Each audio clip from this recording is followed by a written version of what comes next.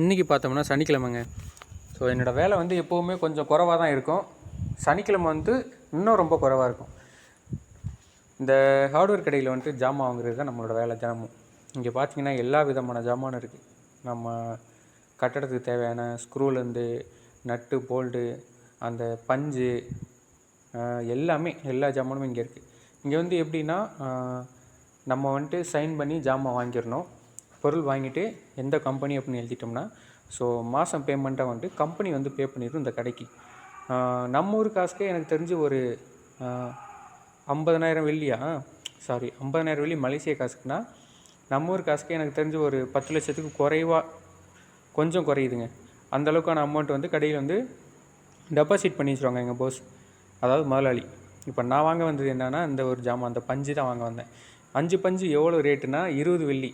நம்ம ஊர் காசுக்கே கிட்டத்தட்ட 360 ரூபா என்னமோ. இந்த 5 பஞ்சு மட்டும் 360 ரூபா. சின்ன சின்ன சீட் தான். நம்ம வந்துட்டு நேராக கடையில் வந்துட்டு மோட்ரு இருக்குது, மோட்ரு வாங்கிட்டு அப்படியே ஜாமான் வாங்கிட்டு கொண்டு போயிட்டு பசங்கள்கிட்ட கொடுக்குறது தான். இதுதான் நம்மளோட வேலை. டெய்லியும் இதுதான் என்னோடய வேலையே. இது பார்த்திங்கன்னா நான் வேலை செய்கிற இடத்துல அந்த வர்ற வழிகள். இது வந்துட்டு என்னென்னா என் பின்னாடி ஒருத்தர் இருந்தார். அவர் தான் அந்த வீடியோ எடுக்கிறாரு முன்னாடி ஃபோனை வச்சுக்கிட்டு. நான் கரெக்டாக பைக் ஓட்டிகிட்டு தான் வந்துக்கிட்டு இருக்கேன்.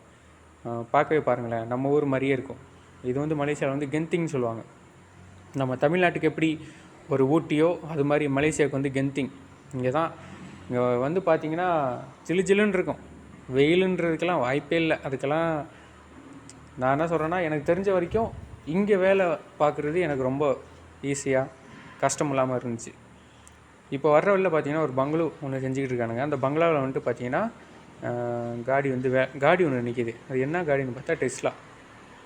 பாருங்களேன். ஸோ நின்னெல்லாம் எடுக்க முடியாது, அதுக்கு எதனாச்சும் பிரச்சனை வரும். ஸோ அப்படியே காமிச்சிருக்கேன். ஓகேங்க, இதுதான் என்னோடய வேலை. இதுதான் நான் போய்ட்டு கடையில் வாங்குகிற ஜாமான் அந்த கடை. இது பார்த்திங்கன்னா எங்கள் இடம். இந்த இடத்துல பார்த்திங்கன்னா ஒரு ரிவர் ஒன்று ஓடுது. இதில் பார்த்திங்கன்னா இந்த ரிவரில் குளிக்கலாமான்னு கேட்டால் குளித்தோம்னா ஊரில் உள்ள சொறி சரங்கு